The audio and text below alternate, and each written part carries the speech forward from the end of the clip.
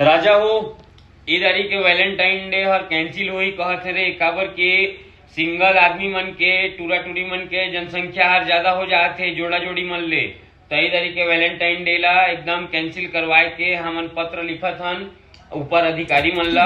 और कैंसिल करवाए के हमर पूरा कोशिश रही तो जोन जोन भी सिंगल ह तिमन खुश हो जा थोड़े से और जोन जोन रिलेशन में ह तिमन ला थोड़े सोचे के मौका मिल गिस न इधर के वैलेंटाइन डे ला वैलेंटाइन पूरा वीक ला हमन पूरा कैंसिल करवाए के बारे में एकदम गहन चिंतन अध्ययन और वही करत हन तो ई चीज ला तुमन एकदम ध्यान रख और जितकी जिन भी सिंगल ह तिमन सब जिन आव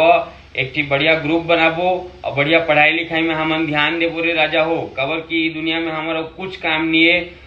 तो एतकी करके मैं अपन के वाणी ला विराम देवत हूँ। Signing off guys, signing off. जैसे कि आप देख सकत हो मोर हाथ में माइक यार बिल्कुल नहीं हुई तो इला मैं रख देता हूँ और मैं ये लिस्ट बना लेता हूँ तो जोन जोन भी सिंगल है तिमन अपन के नाम ला यहाँ रजिस्टर करवा लो तहाँ सब जिन ग्रुप स्टडी करबो ले राख गा राजा राख।